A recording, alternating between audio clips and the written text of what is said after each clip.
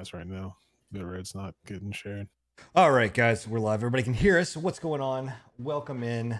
Welcome to the second episode of the Pre-Patch podcast. We've got a full staff on board. We're everybody's here, man. All the hosts are here. We're no longer down 2 men. So you guys are going to get 4 mans and a podcast, which is awesome. So, but welcome in, everybody. It's going to be a phenomenal episode. We got so much to talk about. It's going to be, I think it's going to be a lot of fun. So I'm super happy to have you guys here and, to have this second episode with a full crew. So as always, I'm one of your hosts, Sinan. You can catch me at, here, twitch.tv/Sinan. We obviously, right to my right have Mr. Agent Scruffy. What's going on, buddy? What's going on, everybody?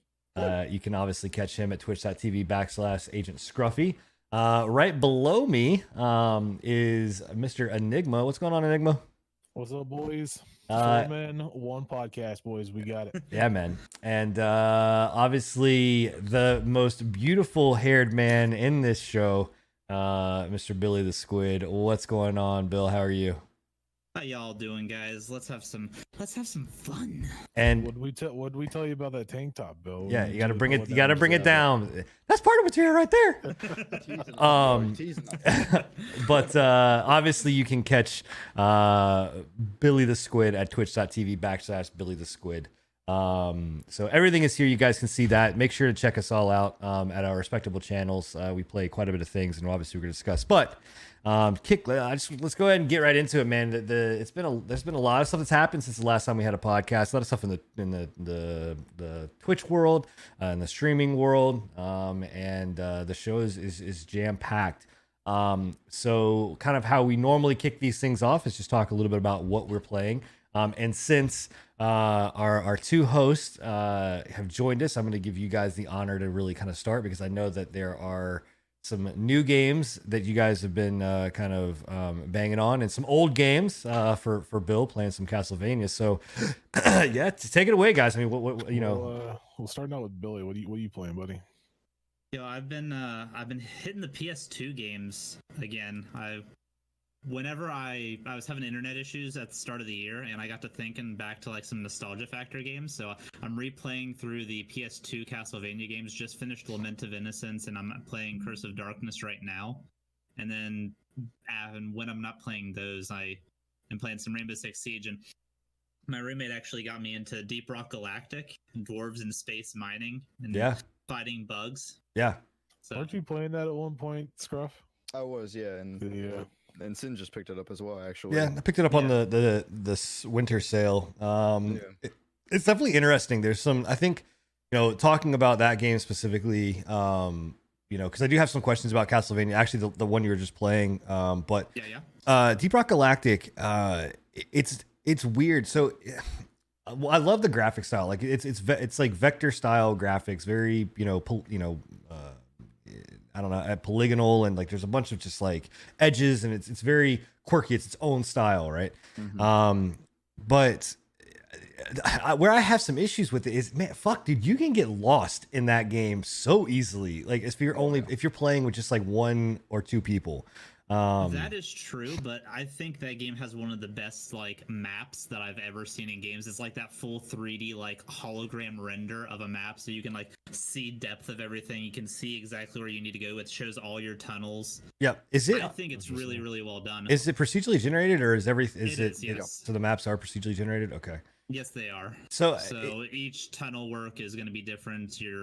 Where your objectives are going to be could be like 300 meters down or like right across from you. So it reminds me, did you guys ever play like the original Red Faction and like Red Faction 2 with like the Geomod technology? So it was not a part of that. No. So okay, so basically in those games, like Red Faction was a PvP style shooter game, and you had teams, but the whole catch behind it was that you could destroy the world around you, and buildings and things like that. So you could literally like blow a hole all the way down into the ground, and like create a tunnel, or like if you were good enough, like you could tunnel underneath people's bases and come back up.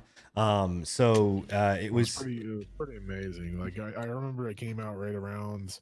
It was actually after Black.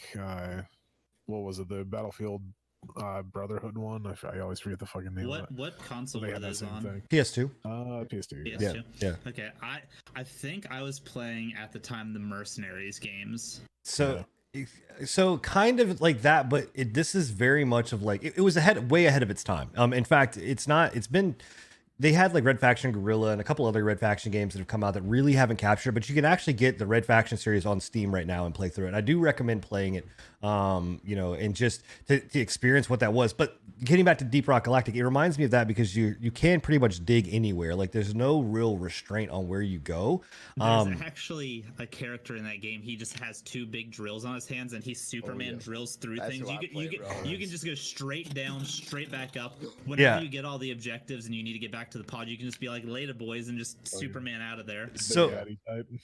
well, one of the things that though, so like myself and Scruffy were playing it, and what I did find is that I think that game is really built around 4-player than it is built around like 2-player. Like because I was playing, I think like support or somebody that could that had like grappling hooks or something, and you could fly around. You're playing the gunner. Or no, were you? It's either the gunner with the stationary grappling hooks or the scout that had like the arm launcher. I think it was maybe the scout. I don't know. You like shot the grapple hook and it pulled you. Yeah. Okay, So I that's the scout, Batmaned myself around. But it like there was just situations where like I couldn't survive, or I would get into a spot where I'm just like I don't know what to do. I can't dig fast enough to get out of here. It just so I want to spend more time with it, but. Are you mainly playing it with 2 people, 3 people? Who are you playing? I've been 4 playing man? with my roommate, so I've been 2-manning it. 2-manning it? And we've been playing on difficulty 4, and I think there's 5 or 6 total. So I Okay. think there might be 5 total. So Okay. So we've been having some issues with it. It depends on difficulty wise. It depends on the mission type. yeah. There's some missions that are so damn hard to do, and then there's some that are just cakewalks. Yeah. I mean, it's fun. It's definitely a different style. I will say that like when I first jumped into the game, I was like, all right, I get it. I get the point. I get the humor. I get the thing behind it. But I think it's one of those things like the farther in you get, like the more fun it becomes. For sure. Versus like I think that there are some games that just like are, it's like the Fortnite style of like everything is basically just skin deep, you know what I mean? Like this is not that. I think there's a lot to the game, and I do think that I don't know how it would be if you were playing with just regular online people and not really having a group. I think that we'd probably lose some of that fun factor. I don't know. I mean, it feels like a game that is definitely one of these like either couch co. Well, you couldn't do a couch co-op, but like definitely a friend kind of game. Friend group co-op, Yeah, you can get some really good comps and stuff like that. Like the engineer can like launch platforms on a wall. So if you were say the scout, you could Superman pull or Spider-Man pull up to a wall, and then the engineer could put a platform underneath of you, so you would have like a sniper post. Yeah, and whatnot. And see that can be said about most of these types of games. Like the what is it? The Warhammer Vermintide games. Yeah, are the same way for me.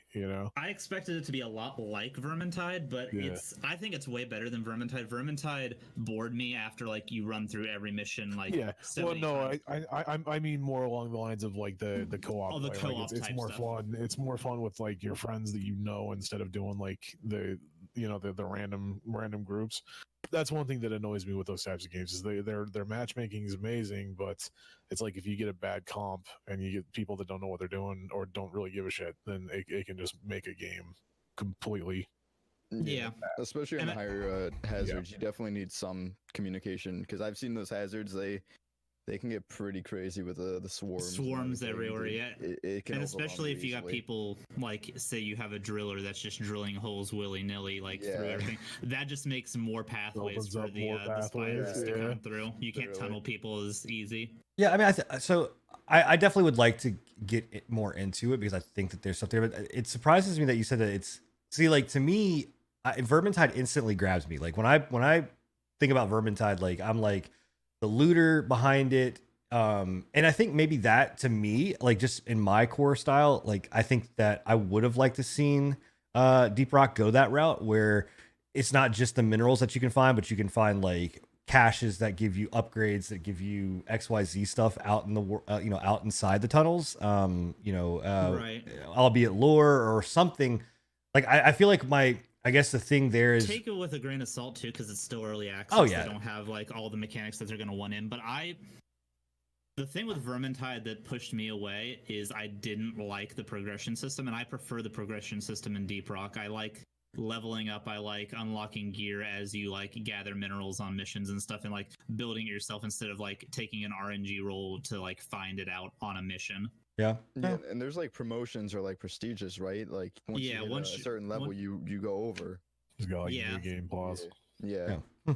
Yeah, I mean, you keep all your equipment, but it resets your levels and stats. I mean, I'll for have to- I'll have to it's check it like a out for soft sure. prestige. yeah, I mean, Mhm. for anybody in chat, like I definitely recommend going and taking a look at it. It's different, right? And what I'll tell you, and I think that I kind of echo the sentiment of everybody on this show. Like, there are in the world that we live in today, unfortunately, you either are going to get BRs or you're going to get companies that are, now just figuring out that, oh shit, if I spend money and time on games and not just pump these things out like fucking, churning those things out left and right, that you're going to get good quality. You have indie developers, and these indie developers that you find, even though Steam has a slog of shit, they're really, if you use their deep dive mechanic or deep dive labs, I forgot what it's called, but they have this mechanic in there that lets you pick 3 games, and as you pick a game, and as you pick these games further. yeah, it goes further and further on. Steam Labs or whatever. Yeah, that part of thing. it works really. That's one thing that I've always liked about Steam. Even with their Greenlight games that they had, I don't know if they still have those or not, but I think they do. I think But they Greenlight was always one of those things where I was like, I like that, the idea of Greenlight, right? Even Yeah, though you're gonna right. get hundreds and hundreds of shitty fucking games that are just made from companies that are just trying to hop on the bandwagon, right? This was right around the time that DayZ was around, so like every fucking Greenlight was a fucking zombie survival game, Yep. right? I remember But there was a couple of them that were like the diamond of the rough. Mm. You got to slog through all that shit, but eventually you'll find the pearl that you were looking for, right? Yeah. Or the corn kernel, if you want to go with that. Yeah, I mean, take a look at it. Indie games, it is early access. I know a lot of people are kind of on early access games, but there's a lot of amazing games that do come out early access. And I think that, like we play like myself and Scruffy are playing the shit out of Tarkov, right? Tarkov is still technically early access beta, and we've had it for forever, and now it's blowing up. But like the game is like, it's still in beta, and you're gonna have rough patches, and you're gonna have spots that are not fulfilled. Like Risk of Rain 2 is another one that I know that we all play. But these games, Love like that game. they really are gems, and I hate that early access is given a bad name to some of these things, that like a lot of people steer clear of early access because of it. But I don't know, man. I like Deep Rock Galactic. Check it out. I think that if you are into multiplayer co-op games, if you do have a group to play with, or some friends to play with, I think that it's a very interesting take on a different genre that's really not, out there as much. So I take the early access hate a lot on consumer. Also, I don't feel like people do their research on things. They don't look at the reviews. They don't look at the user scores or anything like that. And I think they trap themselves sometimes. Well, holy shit! Yeah. If you look at like Temtem, like a new game that came out, it's called Temtem, right? And Enigma, you actually turned me onto this to look at it. And people I think Enigma is kind of on the bandwagon of like, I don't want to spend $40 or $35 on it, right? But Temtem is another early access game, and it got phenomenal reviews pre-launch, right? Like it got phenomenal, like people that had the game and kind of alphaed it, and great. As soon as it launched, the servers were dog shit, right? I was about to they had say a lot of it's issues. like almost unplayable right now, isn't it? It was, but here's the thing, right? We're talking about a 10-man team where they came out with this game, and they weren't expecting that it was going to be as big as what it was when it kind of launched, and then it did launch, and the servers couldn't handle it, and so there was a huge ass queue. So now the reviews are like, negative, Tarkov. right?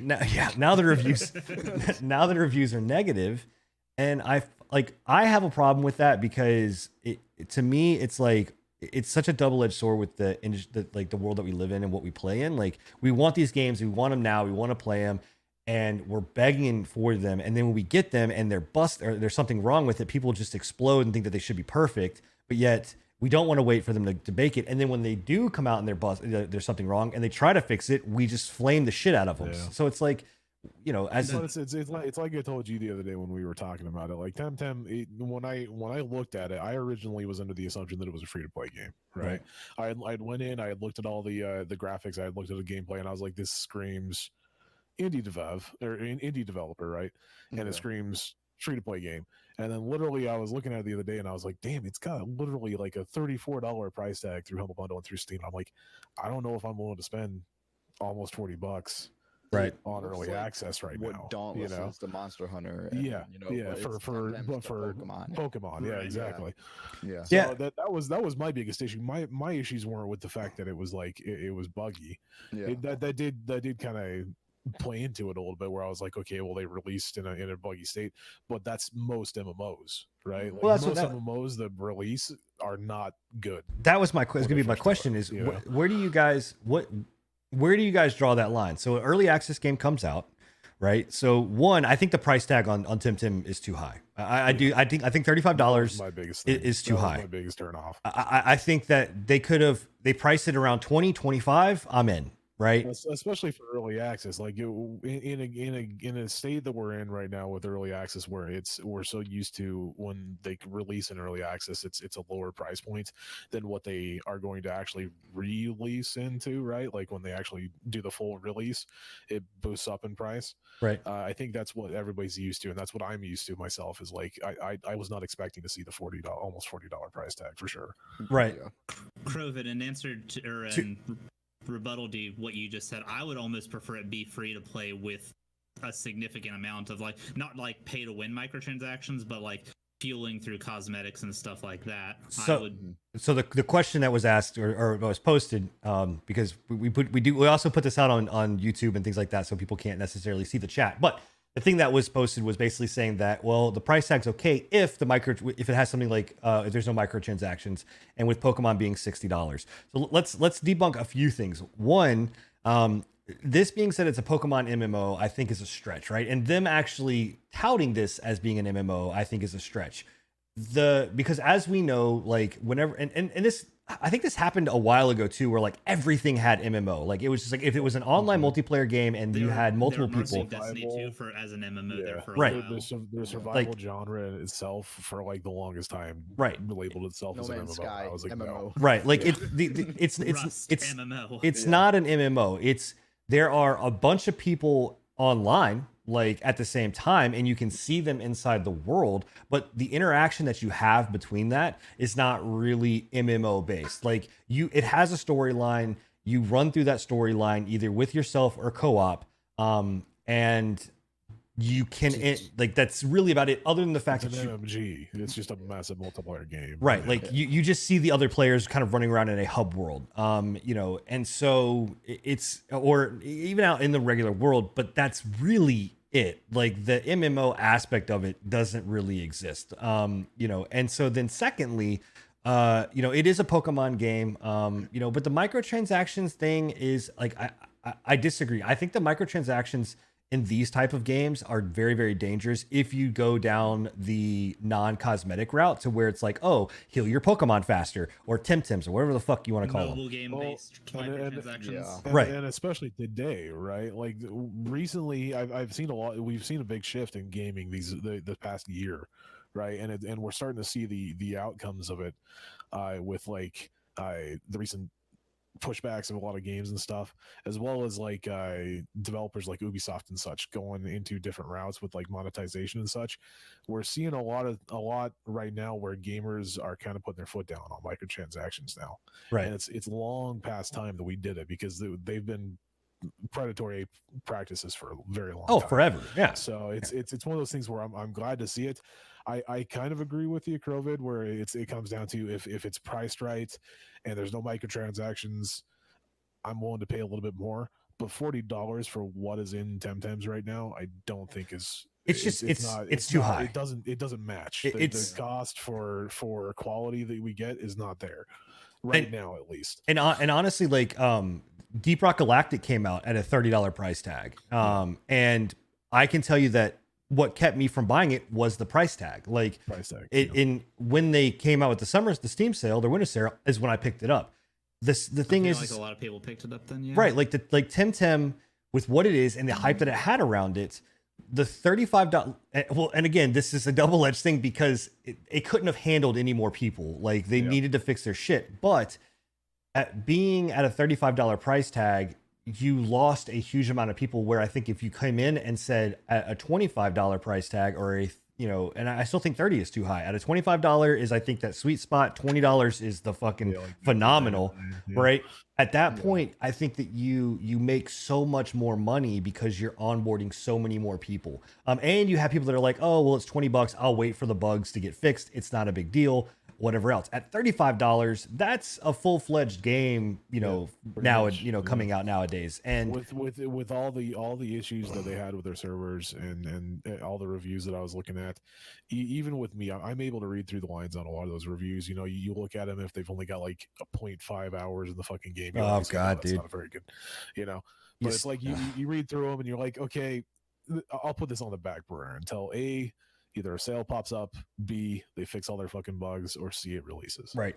And don't even get me started. Like on Steam, absolutely needs to have a requirement that you should have a certain amount of hours before you're able to post a fucking review. Yeah. Like that's absolutely atrocious that somebody that can spend less than 30 minutes into a game can go in and post a review about something. It should not even be allowed. Like that's absolutely horrible.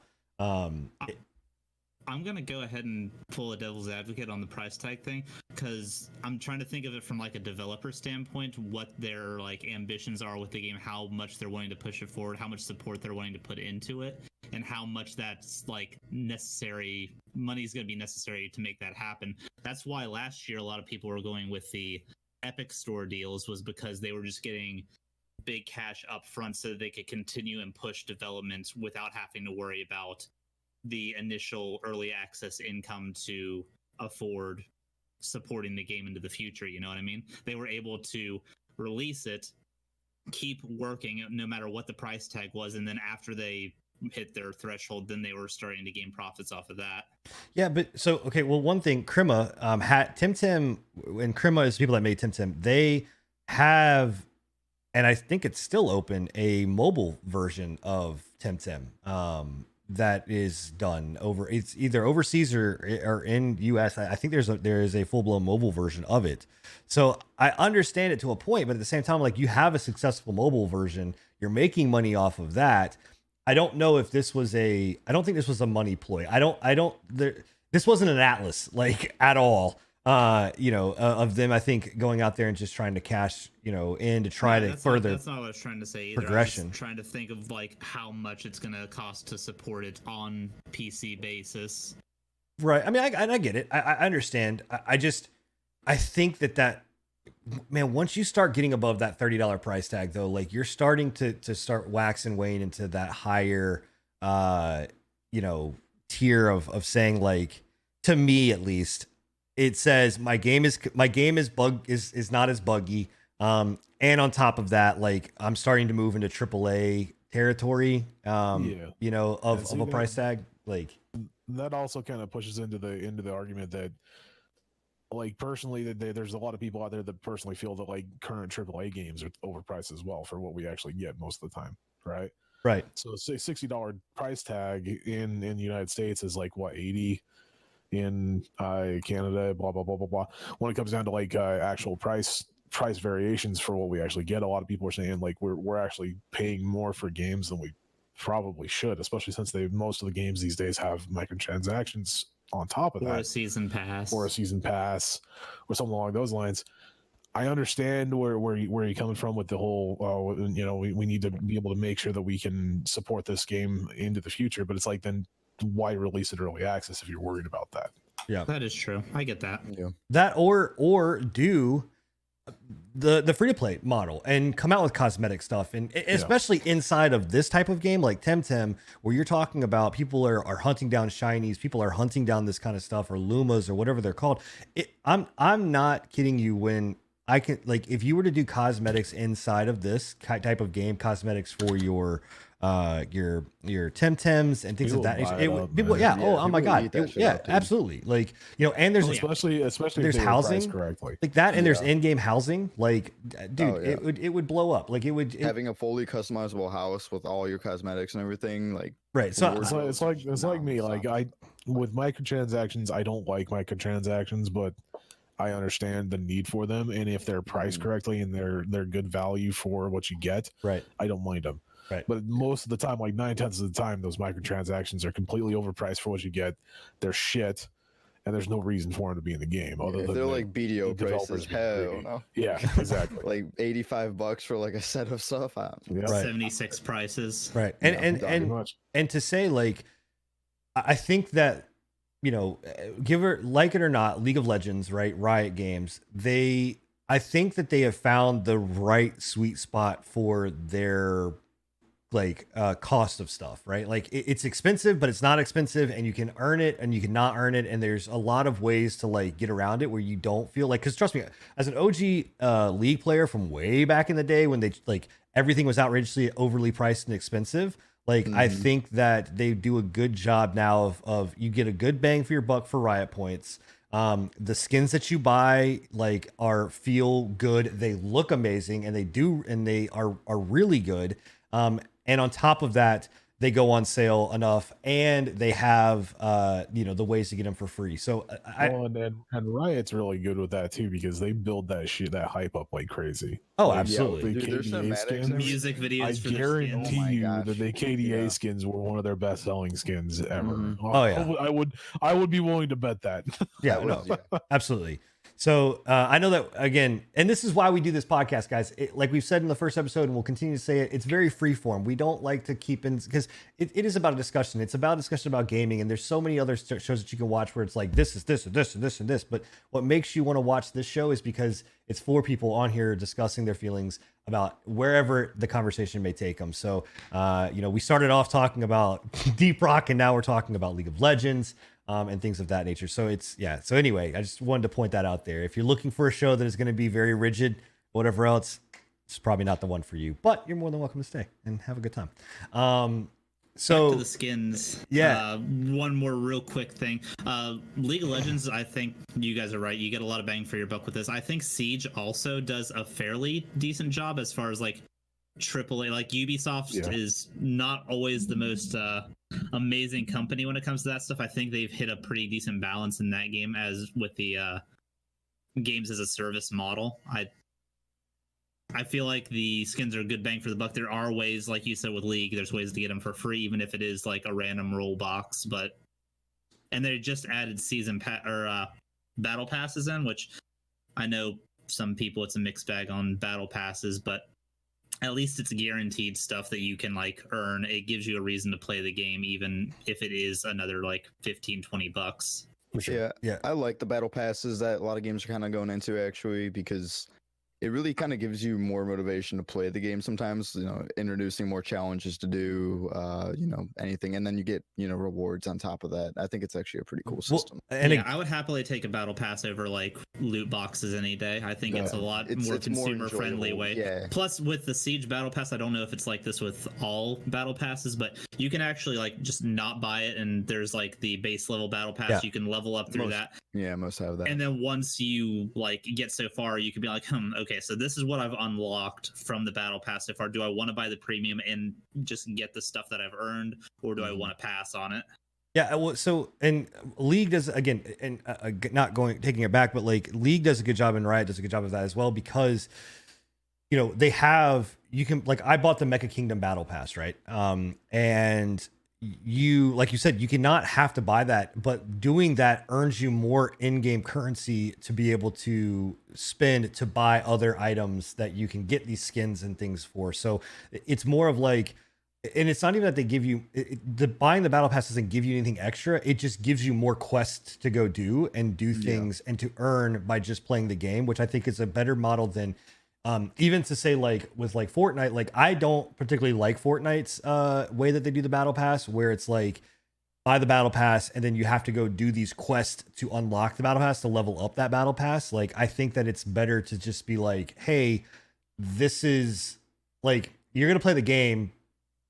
You're going to earn extra points because you got the battle pass. Like, you paid for the battle pass. We're just going to give you basically a 2 times or 3 times multiplier for doing the exact same shit.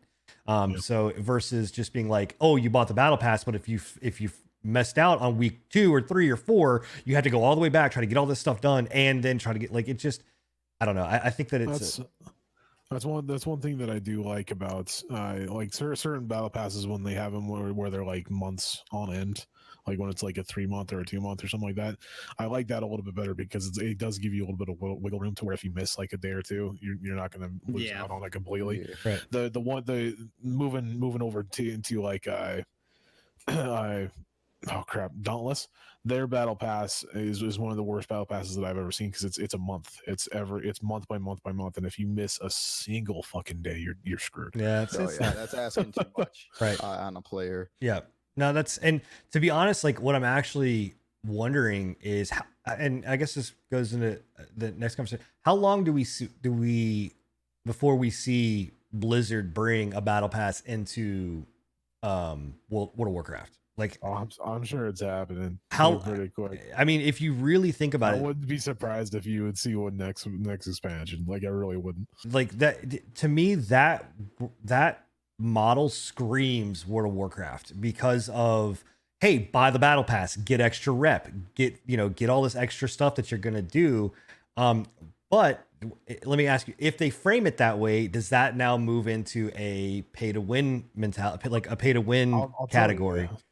I'll tell you one thing that I would actually like to see that in some cases with World of Warcraft, because if they could do like a battle pass, and instead of making me grind for fucking reputation to get the allied races, I just got to get to a certain point in the battle pass to get the allied races, I'd be okay with that. So you're saying to basically go down the route of having an almost like an alternate quest, not necessarily a quest line, but basically an alternate way to get the same stuff that you could do unless you were to spend the entire time doing it. So, yeah. Okay. Yeah, I mean, I don't know. I just we're like, battle passes open up a lot of different options, and I think that it's so funny that you see these big ass companies that do these battle passes use them in a corrupt manner, and then the companies that really give a shit actually fix it, and then the bigger companies are like, we're embracing this because we love our consumers. No, fuck you, bro. Like, you're not embracing it because you love your consumers. You're doing it because you got caught, with your hand in the fucking cookie jar, and somebody came out with something better. So another good thing about battle passes I actually like is a lot of them I've seen, at least, you can actually buy them. If it's use the in-game currency to buy the battle pass, you usually can accrue that much currency from the battle pass to buy the next one. If you just save it. So you don't ever actually have to spend another $10 or so bucks for each battle. Again, going back to Dauntless, that's one thing that pisses me off about theirs. The first battle pass that they released, and I don't play Dauntless anymore. Obviously, it's after they went to. We all know that I'm not a fan of Epic, but yeah, the first battle pass that they put in, you could literally play the entire battle pass.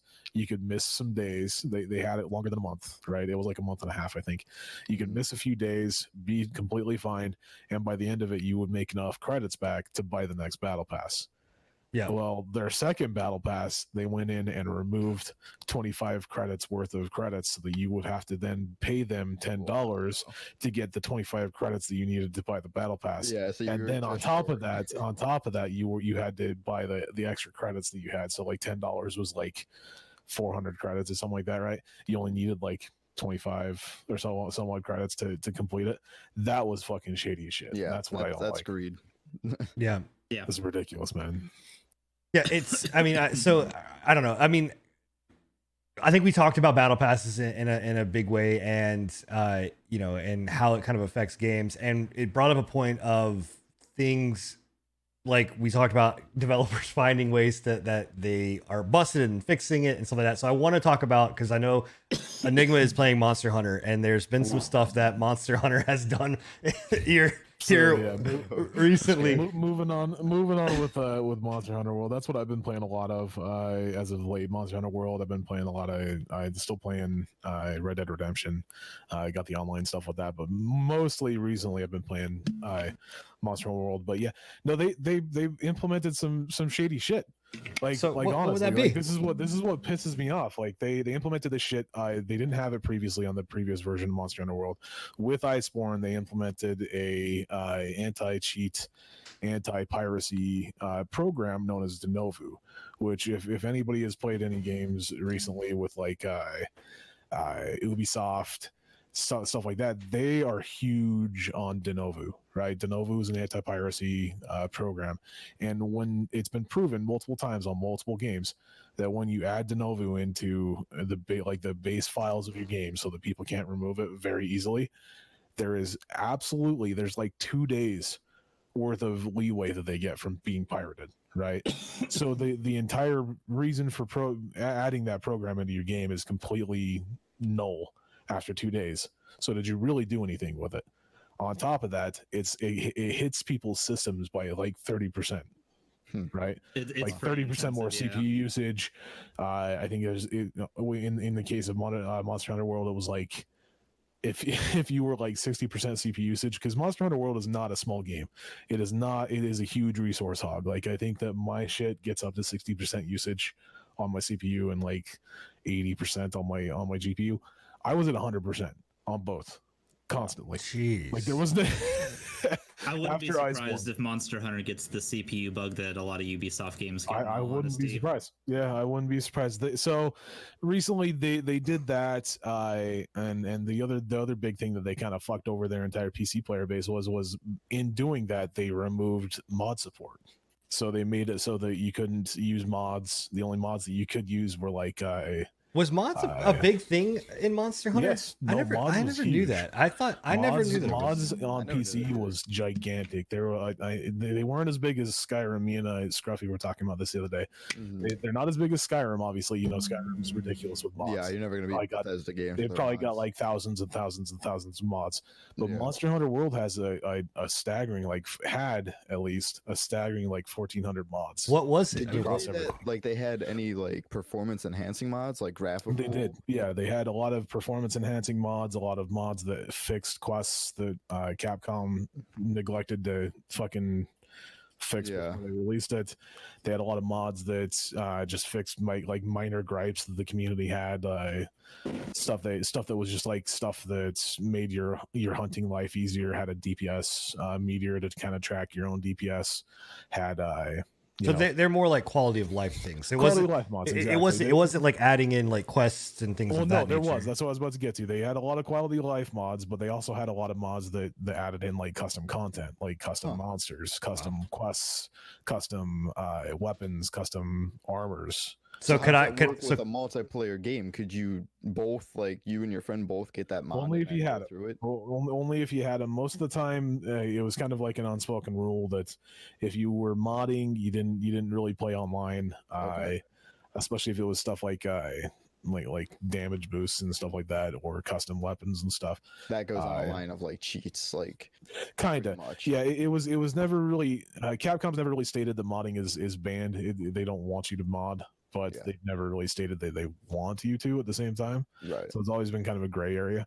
They've right. never banned anybody for it unless it's like Uber like cheaty Blatantly, yeah. one hit combos on Yeah, people. God mode, whatever. Yeah, so but they pissed off the PC community quite a bit because like between the release of Iceborne on the consoles, which was back about 6 months ago roughly, and the release of Iceborne on the PC, the only thing keeping the PC going was mods. Mm-hmm. So I don't know.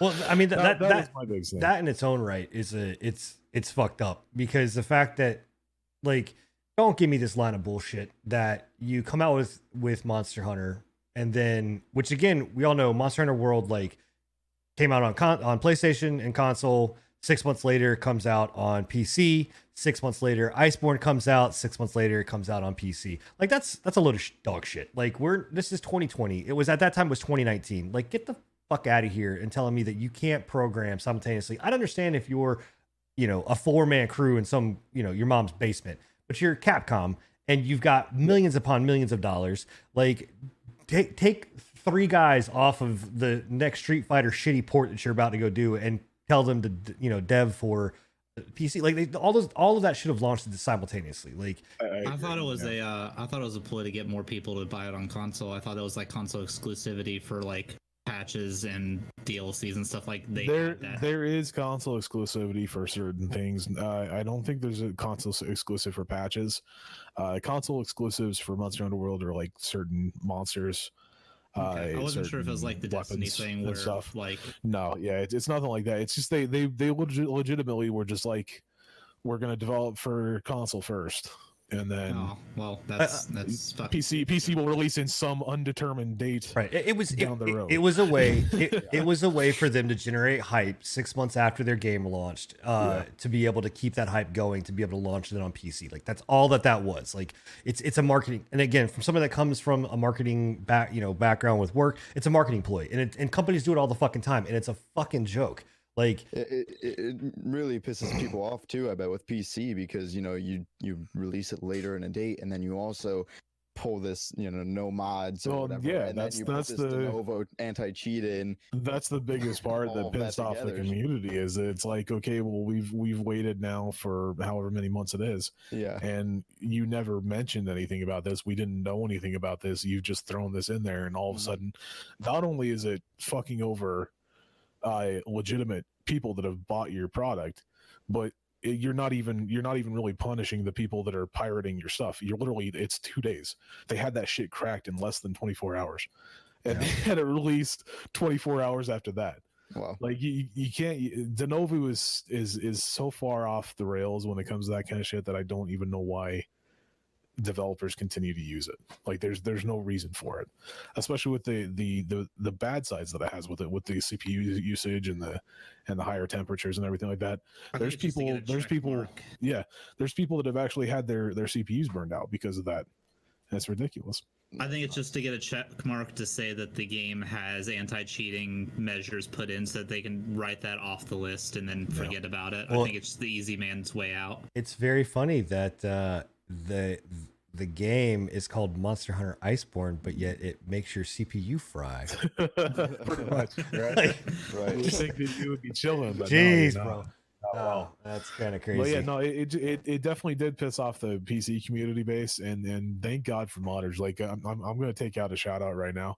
Fucking, somebody that mods a game, go over and give them a pat on the back, because, like, thank God for these modders. They had a week worth of work behind them. Like, they had to go into their files, they had to go into the databases, figure out what the fuck Capcom had done, undo what Capcom had done, make a compiler so that the mod folder could then read fully what it was supposed to be doing, and then they released that early last week, I think. So, and in doing that, they also removed some of the bugs, made the game run a little bit better on CPUs that were having issues, and on top of that, re-enabled mods. So it's like, shout out to your modders, right? Yeah, modders save games, dude. No, some games just would not be alive without mods. Like, honestly. Yeah, no, for sure. Scruff, I mean, I know what you're playing. Obviously, we play a majority of our games together. Aside from playing with your ball and cup, what is the? You don't want to know about my ball and cup, my kendama, bro? We already talked about. We had to ban that stuff off this show, bro. Last episode got real weird when we started talking. So, no, I do not want to know about your ball and cup. Stop condemning on the podcast, bro. All right, Jesus fine. Christ. I like the kendama. I'll co-sign with you, Scruff. What? Thanks, bro. What have you been up to playing? Oh man, well, obviously Tarkov. That's been a blast. Not Divinity, I can tell you that for a fact. That's coming. You're never here, bro. You're never here to play. So, but fuck off. Well, no. Sin, to be fair, you're the one who's always like, but I want to play. Yeah, bro. I do want to. Don't be throwing that shit on me, bro. I do want to play Tarkov. I ask you a lot if you want to play Divinity. Ow! I fucking hit my elbow. Karma, instant karma right there, bro. Honestly though, just League of Legends and Tarkov, really. I've been trying to like cone in on not taking one game too seriously and kind of splitting it up an even amount. And right now it seems to be just League and Tarkov that I've been bouncing back and forth with. Sometimes I put a little Rocket League in there still enjoy that from time to time. Yeah. Other Question than for that, you, League players: is that chess game still a thing? Auto chess? I Yeah. never got into it. So TFT is still a thing. It's actually got quite a bit of following behind it. It's still nowhere close to League, right? Yeah, I just wasn't sure because I remembered hearing a ton about it like 4 months ago, and I haven't heard much of it since. Everybody I was watching play it has stopped playing it Yeah. since. I mean, it's different, right? It's a new spin on League, and the thing about it that makes it interesting, and actually we can get to Legends of Runeterra just came out. I played a couple games before the show. I wanted to play a couple games just so I could talk about it on the show as well. But these type of games are just a way to spin. Well, to be 100% honest, it's Riot being like, oh fuck, Dota came out with auto chess and people are playing it. Oh shit, we need to come out with something. And then Hearthstone doing Hearthstone thing and being super successful, and then now I think kind of semi-successful. I wouldn't say Really it's semi-successful, honestly. Like Hearthstone has fallen off the face of the earth. Pretty Yeah. It much. started falling whenever all the big WoW it's issues actually- happened. Yeah, it's actually costing. Well, even before that, it's actually costing Blizzard more money to keep it going, from what I've heard. Yeah. So in any case, like, it's a way to play it without having to be like, I need to learn, like, rely on other people. So the one most frustrating thing, if any, and again, I mean, League has been out forever, so I don't think really have to go in depth about League, about what it is. But the thing that's frustrating about League, and honestly, like, I was as someone that was, has played MOBAs off and on, forever, and I love competitive gameplay. MOBAs hit that niche that's just like, when you fucking destroy, you fucking destroy. Unlike shooters and anything else, like, when you put someone to the ground, it's like, I'm better than you, get the fuck out of my way. Like, there's just a feeling about it, right? But the thing that makes League so frustrating, and why like the new season, I wanted to go ranked. I wanted to try to go for the Grandmaster ranking, all that kind of stuff. The problem with that is that if you do not have a core group of people, of at least 3 people, and even then it's a fucking shit show as to whether or not you're actually going to be able to do it properly. With anything less than 3 people, it really is a roll of the dice, because you can have an amazing top lane, you can have an amazing jungle, but if your mid could fucking feed, like, you're reliant on other players. Whereas with TFT, you're not. It's just you and what you're going to build, and that's it. And that's the same thing with like Legends of Runeterra. It's, you build your deck, and there's some mechanics in there that, but it's you and against the world versus the other thing. So Is Legend of Runeterra, is that on the same League client like no, TFT so is? real weird, like really weird. So let's talk about that for a moment, because I do want to go back to Tarkov, because I think we talked a little bit about Tarkov last week, or last time, but I don't think we really got too heavily into it. Legends of Runeterra, I played a few games of it, and it's a real weird that it's not on the League launcher. It's the exact same launcher, but a different launcher. Like, you have to have Legends of Runeterra launcher. That is weird. It logs you into the Riot client. It logs you into the Riot thing, but it's a completely different thing. The other thing that's really weird about it is that it's its own currency. So Really? yes, so all the money. I was about to say, are they prepping for that new game that they got coming out? That new Overwatch thing. Possibly. I don't know, but like, it's what's weird. Again, if you look at it, it's the exact same setup as Leagues and TFTs, because TFT is built into Riot's client, right? In the League of Legends client. The money you buy in League, the same money on TFT. And I gotta imagine it'll be the same, but it's really weird. And I bet that it's fucking going to change. That the Riot points that you buy on League they will eventually transfer over, but right now it doesn't. So no, to answer your question, Crovid, your Riot points that are on League are not the same Riot points that you buy in Legends of Runeterra. It's weird. I was like, oh, okay, and you don't think it's something shady, right? You think it's just like I'm no. willing to bet that I'm willing to bet that they're trying to prep for like an altogether launcher with that new one that they're coming out with, Gotcha. Project Yeah, A. That would I be would hope nice. so. Honestly, like I'd like a launcher that incorporates all their games like in one. They're thing. gonna try and go down the route of the Blizzard launcher. I'm willing to bet. Yeah. I don't know. I want to say no, that it's not shady, but I also want to say this is Riot. They know what the fuck they're doing. This is not their first rodeo. And yes, That's I a do. good point. Yes, I do think that it's fucking bullshit. I think that what they see is that I think like they look at TFT and they're like, TFT is getting a dwarfed in the League launcher. Like no one, I don't think anybody goes to League, you know, to just play TFT. Like I don't know how to explain it other than saying like it almost makes TFT an afterthought. So like Legend of Runeterra being on its own thing is its own system, but I think that they're trying to say, hey, we can capitalize on people that just want Legends of Runeterra, make our own currency over here, have them buy their own shit there, and then if they do want to play League, they can buy it there. But what I foresee probably happening is that I don't know. I almost see them keeping it separate, and then when you buy Riot points, it will give you X amount over here and X amount over here. I don't know. I have no idea. But Legends of Runeterra, it's aside from that being fucking weird. It's a different take on Heroes of the Storm. So like in a normal card game, you play your cards and they're on the field, and then it's everybody attacks and blocks at the same time. Like there's not like a attack phase, block phase, or whatever else. So like if you play Magic or you play Hearthstone or whatever else, you play your cards, and then in that turn, unless something has summoning sickness, you can attack that turn. That's not the case in Legends of Runeterra. In Legends of Runeterra, there's a attack coin that goes to each person, and so one turn is set that you will attack, and then it's my turn. On my turn, I have a turn to block, and then the coin flips, and now it's my turn to attack, and the person on the other end can only block. Like they can't. It's fucking weird. I don't know how to explain it other than it's fucking weird as someone that plays CCGs. It's just an odd setup to do. Also too, like you play your cards, so you have mana that builds up over time.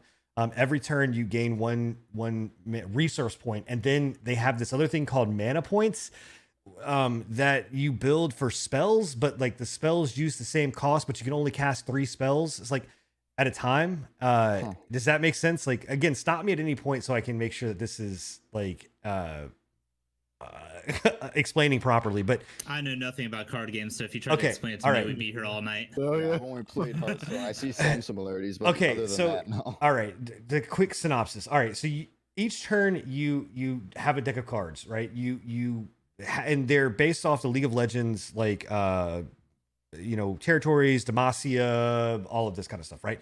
So when you build your deck, every card has an attack and a defense, normal shit. Yeah. But you also have and every card has a cost. Was there like taunts and stuff like other games? And, like, So shields and whatnot. yeah, so yes and no. So as you you play your cards, you earn resource points every single turn, right? And once you get up to a certain point of resource points, you can play your cards because each card has its own cost. But at the end of a turn, up to 3 unspent resource points will be saved into mana, and then you have 3 mana points that you can spend, which means you can only cast 3 spells. So you still have to have the resource points to spend to use the spell, but you can only cast 3 spells at a time. Okay, 3 spells per turn. 3 spells per turn, right? Okay, But gotcha, yes, yeah. it's still used with regular resource points. You still have to have the resource points to spend on the spell, but you have to have the mana points to spend to play the spell. Does that make sense? Yeah. Okay. Kinda. All right. I don't know. It's fucking weird. The other side of it is that you pay for your cards.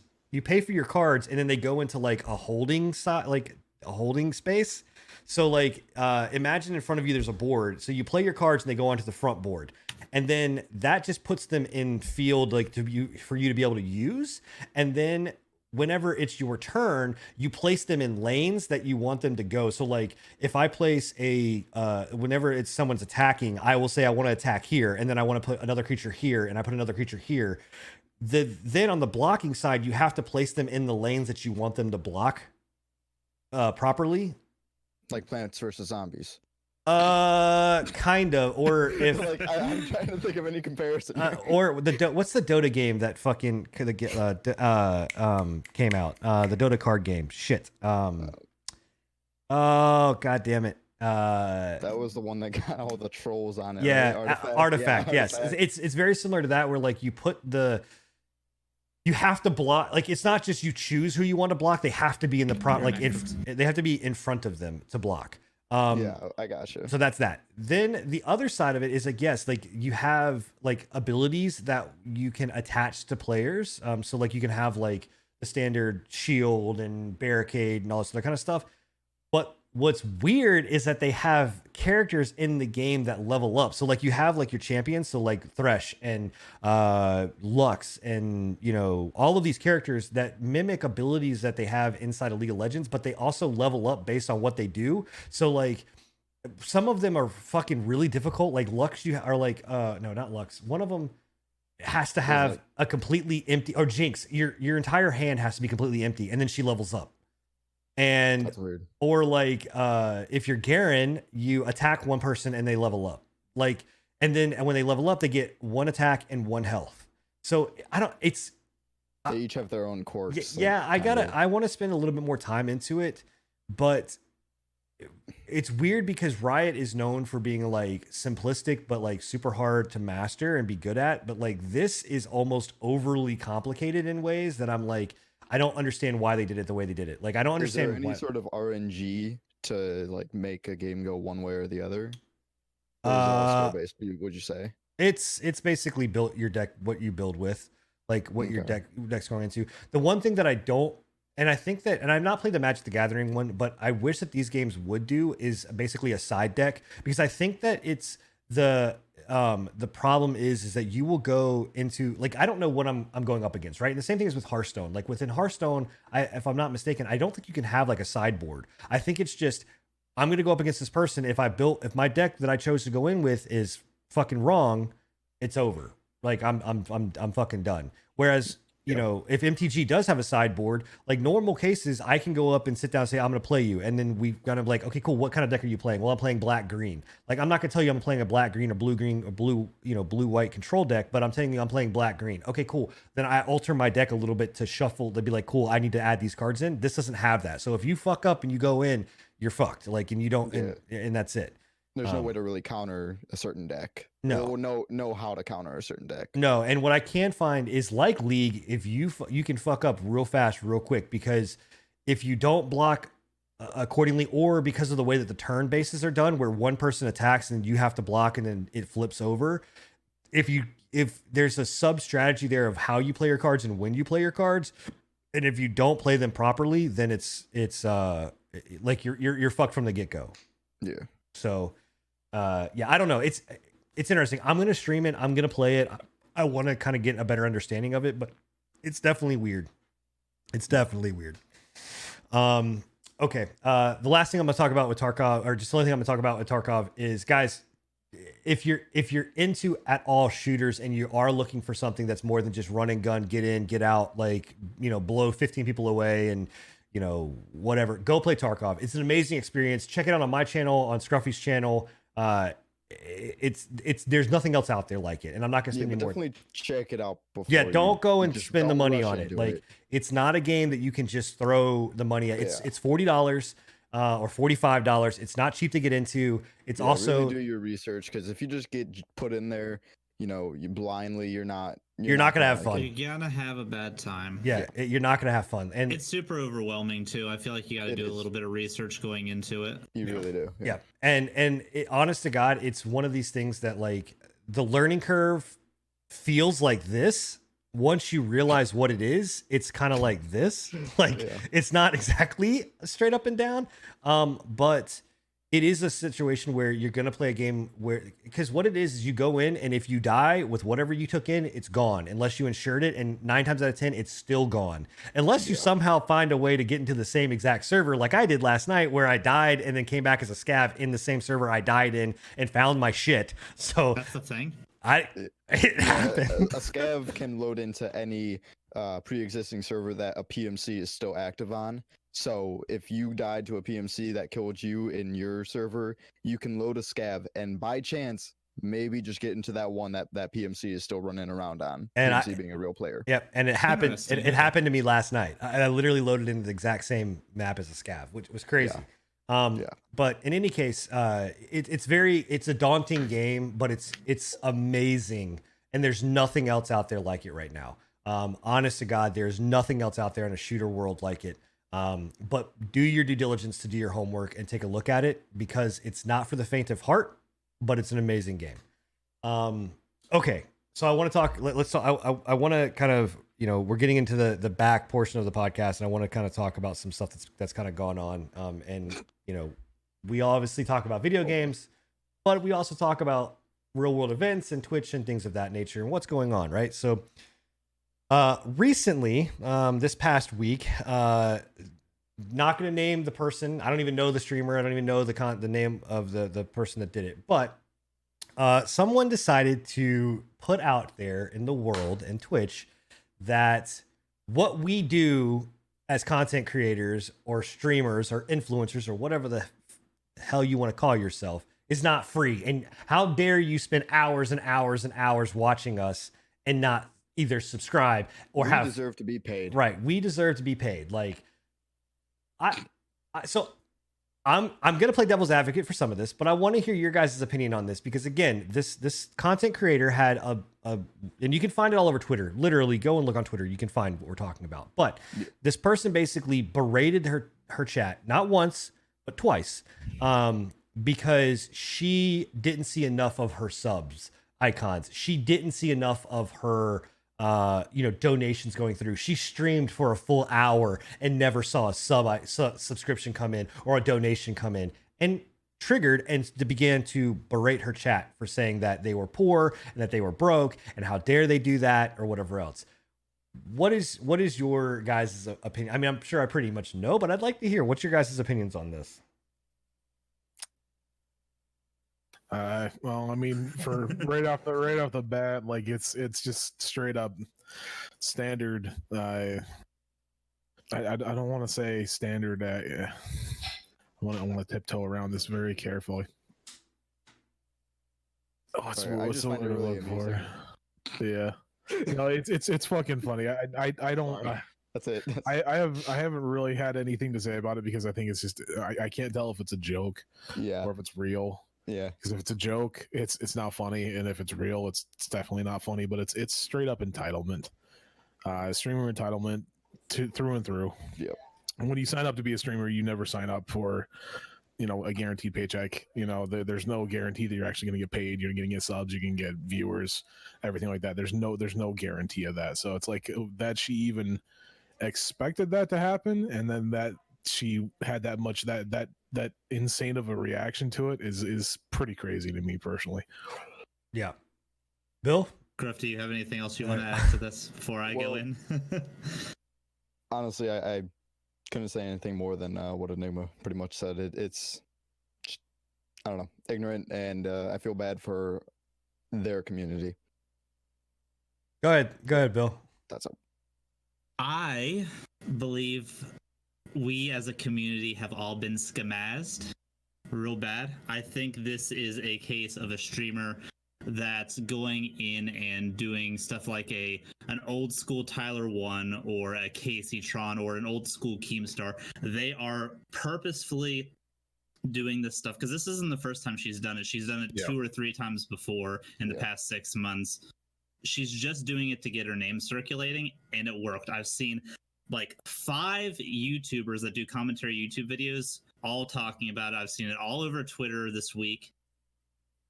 Well, it's like a tactic, and it's working. She's doing it on purpose. I guarantee, some of it is probably her genuine opinion, and it's wrong. Obviously, it's wrong. but she's doing it in a way that is almost like a parody of it. Like Yeah. she's That's where parodying I the kinda toxic came in, streamer, and she's doing it on purpose to get attention, and it worked. Yeah, Yeah. that's where I was kind of coming in. Was like I can't tell if it's like it is really a Casey Tron type deal, right? Where it's like I can't tell if she's serious, but she plays the part so well that I'm like, it seems like she's serious. I would right? probably be 80% that there's no way this can be legit. Yeah. I cannot imagine a person actually going in with this with like sure people think it's legit, but that's the point. They like the hype around it. They like the toxicity factor. They think it's amusing to watch, and it's gonna bring people in so that they can maybe catch live her next meltdown on something. You know, It's like you and I talked about on Twitter, right? We were kind of going back and forth on Twitter where Right. you were asking about it, and I'm like, well, you know, it's that tried and true method of bad press is still press. Right. Mhm. Right. So it's like it wasn't more to get her name out there, because if it was, it worked very well. Right. Whether It it was did work fake or very well. real, it doesn't matter. It just proves that she just wants more, whether it's fake or real. So okay, so one, I think it's real, and here's why I think it's real, because I understand the bait mentality, I understand the counterculture mentality, and all of this bullshit. But this is two separate times on two separate occasions that are roughly months and months and months and months and months apart, right? To be the bait, I get it, right? And but also to see that the way that the person then responded back inside of Twitter and inside of this kind of stuff, and just in general, to kind of the things that she was getting, and as someone that actually, you know, did read chat logs that were going on during that time, I don't see it as being 100% bait. I'm not saying it was whatever else, but I also think that I don't want to give this person that much credit, to be 100% honest. Like I think that I don't want to think that this person is smart enough to actually do that. Two, what I will say is that I am on the side that you as a content creator are creating your own content. You be whatever you want to be, and chat, you participate in that. If that's what she is, like, it's her channel, she can say whatever the fuck she wants. I mean, as long as it's not breaking TOS, which she didn't do. So she gets the right to say whatever she wants. People blowing it out of proportion to, you know, be utterly offended at what she said or whatever else. Like, I get, like, you're pissed off and you're angry and you think that it's the wrong thing to do, which in your own personal opinion it may be, but she has the right to say whatever she wants on her channel, you know, in those kind of things. Again, she's not using racial slurs. She is basically telling her chat, like, look, like, what I'm doing isn't free. Regardless of whether we think it's right or not, it's her channel, right? And if it gets her more subs, then great. She's got 85 subs. She's got more subs than I do. Yeah, or whatever else. She's got more subs than the majority of the people that are in this channel right now. Oh God, here we go. Here's Sin's breakdown right now. yeah, that's it. Why are you not subbing? But what I'm saying, and here's the thing, and I think that this shows a light on what the problems that are involved with this right now. Like, my kids are, you know, I'm 33 years old. I had to think about that for a second. I've got a 10-year-old and an 11-year-old son. And we had a discussion in the car a couple days ago that we're like, hey, what do you want to be when you grow up? It used to be, I want to be an astronaut. It was, I want to go into the military. Now it's, I want to be a content creator. I want to stream. And I absolutely squashed that shit right in the fucking, like, nope, no, we're not doing this, right? And this is the problem.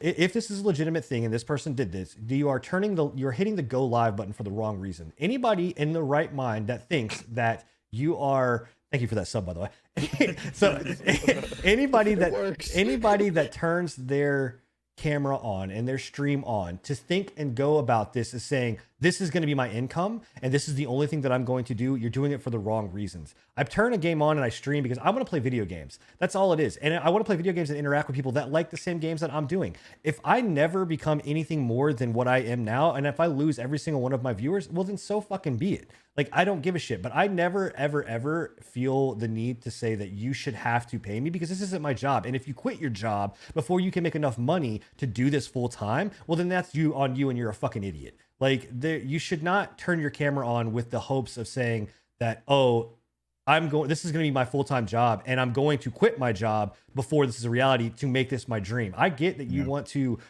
do this as a life, you know, if that's what you want, great, follow your dreams, all that, you know, fucking R. Kelly bullshit.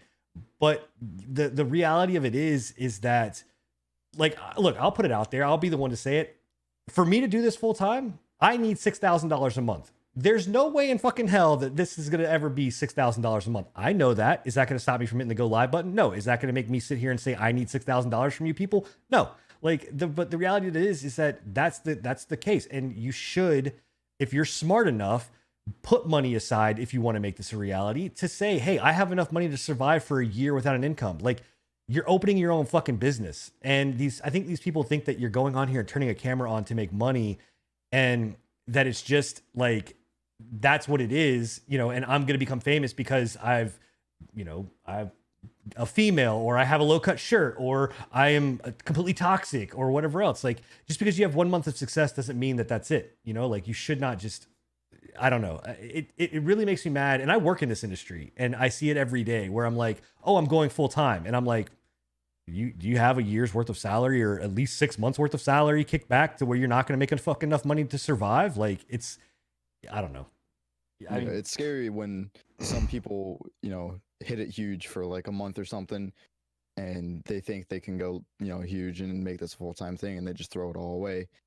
And then when, you know, their view count goes down, what are they going to do now? What are they going to do when they start losing all that, like, people that joined and started donating and all that? yeah. Stuck. Yeah, I've got a few takes on that kind of stuff. Like how you were saying, it's her channel and that stuff. It's her channel. And as far as that getting blown up, I see no reason why this ever should have went as viral as it did. She didn't break any TOS. She was just a chick doing some not nice things, and people just like talk about not nice things on Twitter and social medias and stuff. There's no reason at all that this should have been as big of a deal as it was. First of all. And second, as far as the what your intent going to streaming, I don't care what reason you're coming to stream. If you want to hit that live button in hopes of making a paycheck, more power to you. Whatever your motivator is, whether it's hanging out with friends, whether it's trying to build a community, whether it's making money, it's all valid, but you should never expect it. You should never expect everybody to follow your values. And you should never expect everybody to like the way you're doing.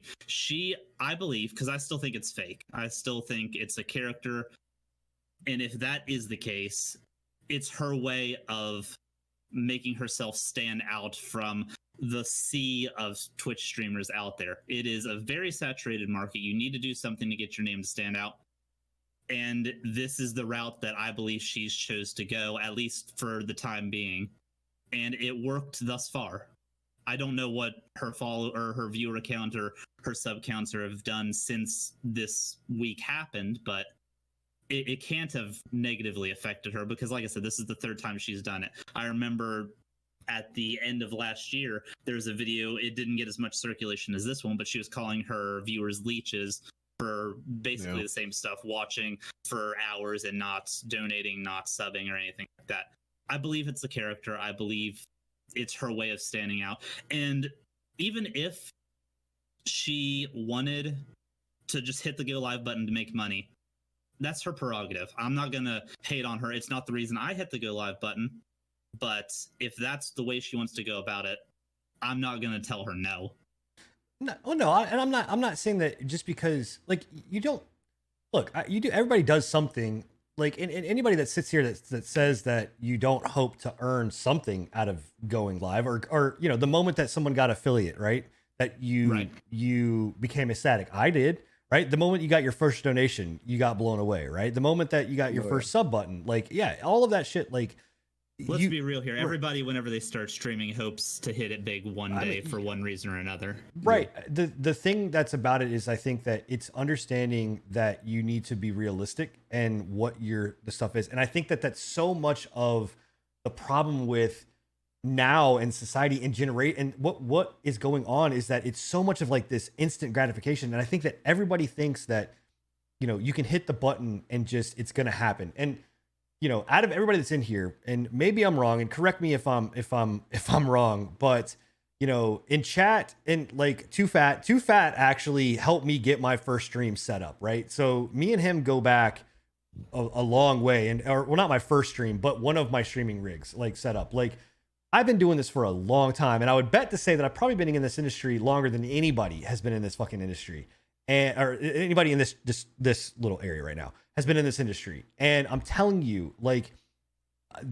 you can have the best looking fucking stream, you can have the best audio quality, you can be the most entertaining fucking person in the entire world, and you can sit here and watch somebody with a shitty stream off of a fucking camera phone making more money than what you'll ever make, right? If you sit here and think that this is the day that you can just hit that go live button and why are you not getting viewers and why are you not getting what you want? Well, it's a job. Like treat it like it's a job. You know, Brex, one of our pre-patch guys, said it best. When you sit down in this chair, you hit that go live button, you need to treat it just like you would sit down at your work, right? And what you're gonna put the same effort into it or whatever. And it's fine if you don't want to, like if you're going to, I just want to chill with friends and have a camera, and if somebody wants to watch, great, that's fine too. Like you can do that as well, but don't go in there with the expectation that just at 85 subs that I can quit my fucking job and do this full time. Because a lot of people I think get that fucking check mark. And there are people that we know personally that I have literally had a discussion with saying, when you get that check mark or when you become where you're at, because you have success right now, do not fucking just think that that's it. Like it's not. And you can do so many other things inside this industry. Like Twitch has gotten me to the point where, because of what I've done here and because of the community that we have, I'm able to work in this industry and doing something that I would have never thought I would have going to do. 11 years ago, if you would have asked me when I started streaming when I opened up my own business in the gaming industry, or when I started streaming on Hitbox and shit like that, I would have never thought that I'd be going to TwitchCon Amsterdam, going to E3, participating in this stuff. I sat at home being like, man, what do I have to do to get into it? And I thought that going live was that. And then I realized that this was a tool to get me to a place to where I could do it professionally in a way that most people don't. So just because you have a go live button, just because you have a webcam and whatever, doesn't mean that you're going to be the next Dr. Lupo or Dr. Disrespect or whatever. And check yourself make sure that that's what you really want, because there's a lot of shit that goes on behind closed doors that we all think that is glamorous, and it's not, bro. Like it's not a glamorous lifestyle to live. And there's maybe 0.01% that actually make it to a point where they can successfully be like that. Not saying it's not you. One of y'all could be it. I'm just saying, fucking make sure that your shit's there, and you should never beg and plead your people to do like to pay money for you to do whatever you want to do. Like go get it yourself. Go grind it out like the rest of the fucking world. It's not gonna be handed to you. Yeah. Sorry. Yeah, one thing I wanted to bring up, I don't know if anyone's familiar with Dan's Gaming. He's a streamer on Twitch, but he recently went like kind of open, and he told everyone, you know, I shut myself out for literal years, and he never had communication with like anyone outside of his stream, and that alone, and that made him like majorly depressed. Like there's a lot of stuff that people don't see what, you know, it takes to stream sometimes if you really want to make it. Oh, yeah, yeah, Bill can get was really talking about that serious. just the other day on Twitter. I don't know if you want to bring that up, Bill, or not. Like, you tell me or not. I don't remember the poster off the top of my head. If you, Oh, compare. you were just saying that you had friends that were kind of like real life friends Oh that were yeah, were kind of unless you're immersed in some sort of online culture, it's really hard to explain to people what exactly you do, yeah. why you do what you do. Yeah. They don't get it. Like they're thinking, oh, it for some reason, and it boggles my mind that in the technological age we're in, people still believe that an in-person connection is just light years above anything that you could get online. Like that just blows my mind that people don't validate that you can have better friends online than you could ever have in person. The online realm gives you that ability to meet people you would never meet, vibe with those kinds of people. It gives you more tools to find like-minded people that you're going to get along with than you ever would on IRL. Well, yeah, and oh, go ahead. Sorry. To have that invalidated, it's just weird. It's really, really weird. Well, and I think that that's what that's what, for me, this whole thing hit on was like the reason. I can't imagine that the first reason that she went to hit the go live button was because she was like, that's it. Like, this is my job and that's all I'm going to do. I have to imagine that she did what a lot of people do, which is hit it and be like, okay, cool. Like, I want to find like-minded, again, a community. I want to build something. And whether this is fake or not, like, to get to that point, it's extremely toxic, and it's a bad thing, a bad name for all of, I think, Twitch. And that's where, like, even like the Mixer stuff and like all of this battling out between Mixer and Facebook and buying streamers or whatever, like, yes, it legitimizes it in a way. And I do think that these people deserve contracts, just like athletes and things like that. But at the same time, like, it also takes away like the big thing about what this is, and it's about finding people. Like, I have found like all of you guys, like, you guys are all people that I would have never known if I never would have signed on to Twitch. And you know, I've had Scruffy at my house. You know what I mean? Like, I've invited all of you guys to come down to my housewarming party. I've met Brex. Like, I've met, you know, talked to Too Fat, like Ice Wolf and everybody else. Like, so many people we have met because of this. And you're right. I would much rather hang out with you guys than hang out with people that are in my neighborhood, because I don't like real people. I like online people. Like, it's one of those things where, you know, it's because of all of this money stuff that's being involved. We're starting to lose sight on what Twitch really is about, like, and what this 100% is. Like, it's about finding people that make you feel better, and about going to a place where you know that you can feel welcome, whether you're gay, whether you're straight, transgender, whether you identify as something, as a candlestick, whatever it may be. Race, creed, color doesn't matter. Sexuality doesn't matter here. Like, you're a name to a person. And I've been to TwitchCon and seen the big, you know, fucking to-do that they do, but the powerful moments that happen are when you see the small meetups that we're laughing at. Someone in chat said, I want to be a candlestick. You be a candlestick and you burn as bright as you can burn. Anyway, is to see these small groups of people that come together that may have had, you know, 5 or 6 or 20 people, and they're just thrilled to meet this person, or to hear, like, you've changed my life. Like, even in big streamers, when I hear that donation, that to me is what this is all about. Like, when I hear a donation that says, I've been depressed, I've been miserable, and tuning into your shit, tuning into your stream, watching your stuff has changed my life and made me get through it. I'm like, this is what it means. Like, this is what it's for. It's not, if I never make a dime or whatever else, I don't give a shit. But the fact that that's what that you're helping people, that's powerful. As long as you don't take it to extremes, because I've seen people go like God complex on that shit, absolutely, and like try to play therapist or try to do all this other stuff where they're not qualified whatsoever. Well, no, I mean, that's one thing that I say all the time is like streamers, and I've seen it said a couple different times too by other people. Streamers are not therapists. Like, they're not therapists. If you need like mental help, go to a therapist. Go find somebody. Go find a professional. Oh yeah, no, absolutely. I've had to, in my streams, I've had to calm a few people down in that regard. I've seen it in a couple of different streams for sure. It's definitely prevalent on Twitch quite a bit. Well, actually. I mean, you're and Crowbridge, right? There is like healthygamer.gg or healthygamer.gg, I think is his name.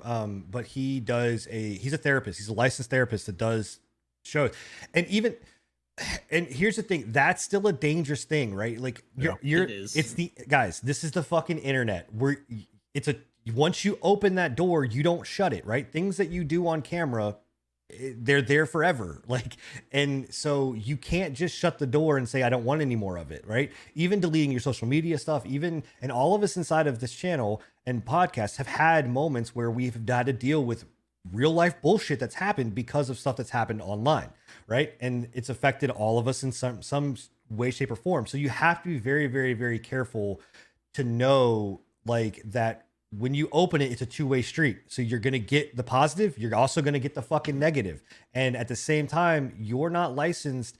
One of the things that you say to somebody could set them off and could be the deciding thing that could end their life. You know what I mean? Like, I don't know. It's just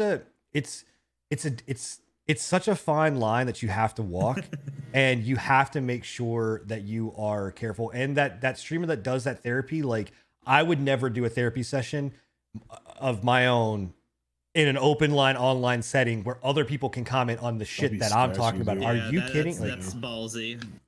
Some of the stuff that and he goes into, like, I've seen some stuff that he goes into and heard some stuff, and like one of the last shows he was talking to a content creator that was going through some stuff because people were trolling her badly about like her voice and things of this nature, and chat just started to become very, very toxic. And it's just like, I don't know that most people in that situation, I don't think, have the ability to shut that shit out. Like, that's a very, very difficult thing to do. So I don't know. I just, It's a hard environment for Right. Oh yeah. to do that sort of stuff on Twitch. That's a slippery slope right there, Yeah. man. Like I wouldn't touch that with a fucking 90-foot pole, man. and No way. you know, the other side of it too is that it's also from like, we're so much in this voyeurism kind of place with what we do, because this is voyeurism. I mean, you know, obviously voyeurism is more risque, but this is voyeurism. You're seeing a real life situation. You're having real life discussions.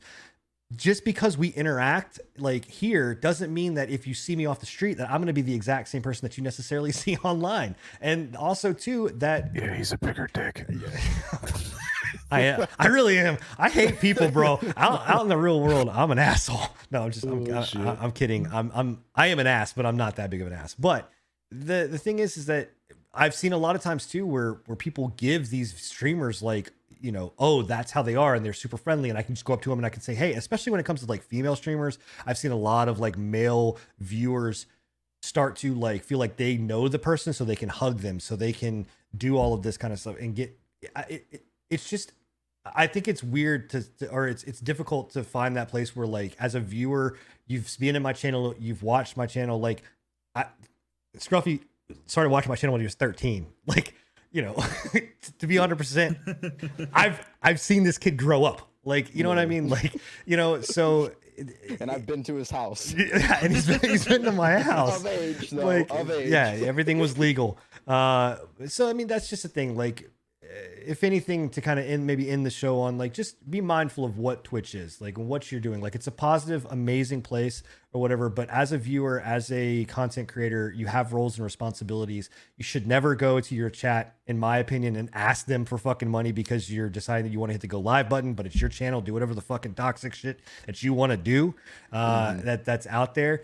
But know that, you know, it's a very powerful tool to be used, but it can also be used the wrong way. So Yeah, I wanted to say, you know, take Twitch how you want to take it, because I honestly, being totally transparent, I started Twitch when I was younger because I was a shy ass motherfucking kid. And I wanted to get out there and kind of break that zone of where I was so shy that I didn't want to talk to people, you know, interact and all that. That's why I really started streaming. I didn't hold back when I started streaming. I used a webcam. I was totally transparent. I was open. And I mean, now look at me. You know, I'm here now, and I'm talking on a podcast with these goofs. You know, like, it doesn't even matter. Like, Yeah. I think it totally. I got what I wanted out of it, and more. I got an amazing friendship with a lot of people, friends, family. You know, great community. I think I couldn't have asked for anything more than that, and that's just what I got out of Twitch. for sure. Yeah. Only thing I got at Twitch was a rash and an itch on the. Oh wait, no, that was the wrong one. I'm sorry. Oh. Bro, it was just that one time, man. I told you, bro. I said I was trying to get it cleared up. Yeah, no. Yeah. I mean, it is. It's an amazing thing. But like I said, it's just, I also am very cautious because I can't stand where, like, it really annoys me when I walk into a restaurant and someone's got a fucking camera or they're live streaming or all that kind of stuff. And I'm just like, put it down. Like, put it down for a moment. Let it go for a moment and be in the moment, because a lot of times we get lost in this. We get lost in all of this, the cameras and whatever this is. And we don't see and experience life. Like, put that shit down for a little bit and experience what it is. Every moment of your life does not need to be vlogged or blogged or glogged or whatever other fucking weird term we're going to come up with. It doesn't have to be on camera for the world to see. And not everything you do in life is the most interesting fucking thing that we all need to see it either. So just keep that in mind. Like, that's all I'm saying. Like, yeah, and also take a mental check sometimes. Like, don't go into this and turn it into your point of purpose. Like, if your point of purpose is your online personality, you most likely are in it for the wrong reasons, and it's going to be detrimental to your mental health in the long run. I've seen too many people go through and like they put everything that they think they are into this, and then if it doesn't work out, it's just a massive blow to their being, and they just degrade mentally from it. They go into depression fits, they isolate themselves. Just go into it with a clear mind on it, I guess would be the best way to say it. Yeah, well, Don't get lost in the sauce. dude, it's no different than a drug.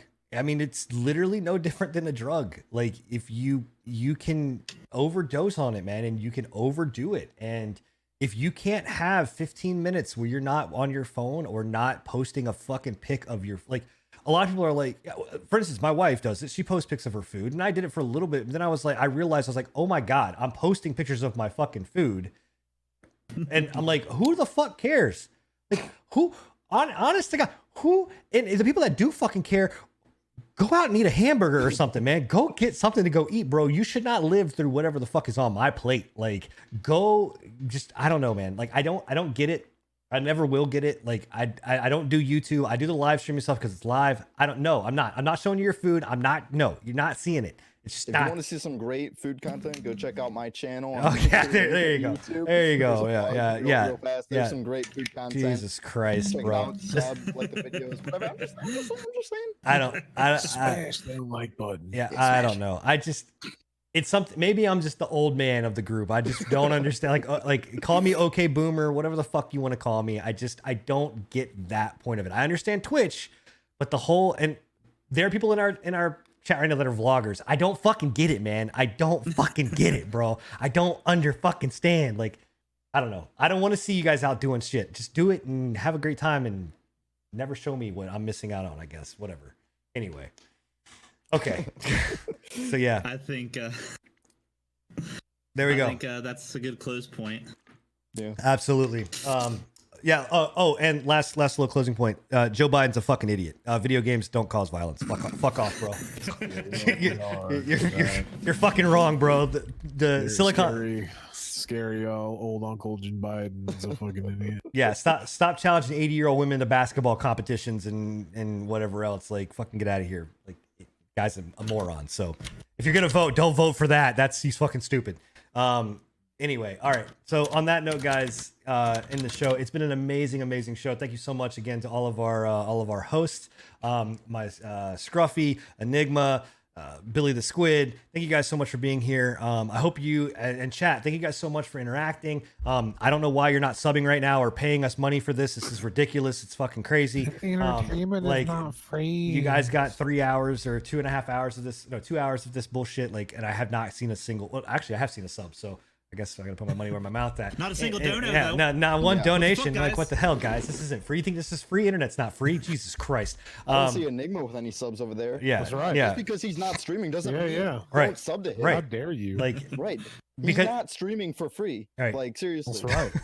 it takes a lot. It costs a lot of money to not Takes a stream. lot of effort to not stream, man. Bro, it Exactly. takes a lot of money to not stream. So, in any case, guys, thank you guys all so much for being here. We're gonna go around the table to let everybody know where you can catch their channels at. Make sure you do at least hit the follow button, if not the subscription button and the donation button at the same time.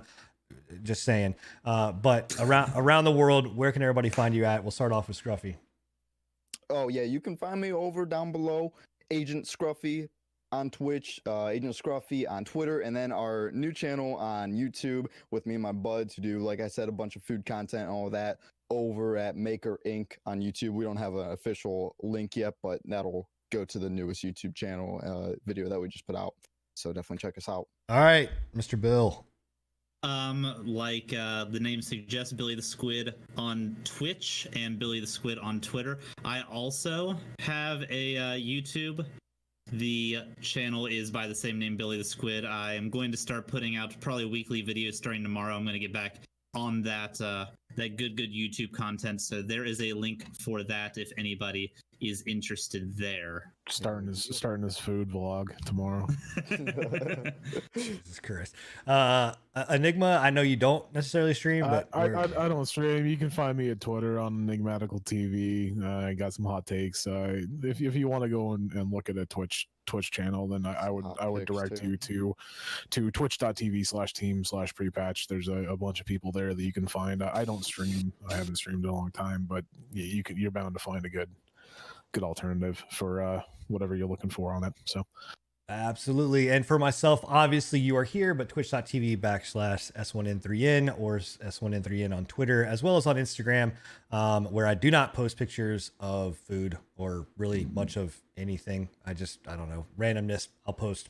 And also everything's unfiltered. So my wife yells at me all the time. She's like, you got to fucking filter that shit. You got to make it. That's what Instagram is for. No, everything is unfiltered. You're going to get real versions. You're going to get real, shots of pimples on my ass and all that kind of stuff. And I'm not doctoring that shit up. Anyway. Yeah, exactly. #no filter. But to the Pre-Patch team, guys, make sure to go over there, check it out. There are some phenomenal content creators that are on the Pre-Patch team. We have formed a phenomenal group. Some of them are in the channel now, but if not, please go up there and check out that link. Thank you guys so much for being here for the second episode. We cannot wait to bring you the third episode with the same crew. We will announce the dates there. But guys, it has been amazing. Thank you guys so much for hanging out, and we will catch you next time. See ya.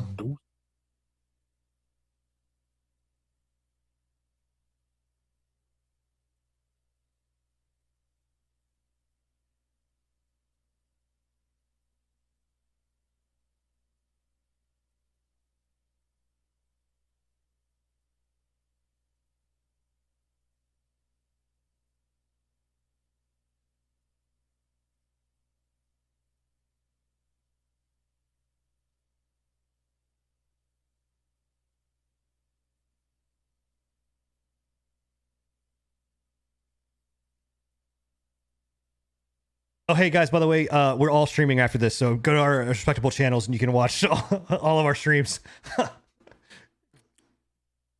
There you go. You can go there. You can find everybody there. All right, bye.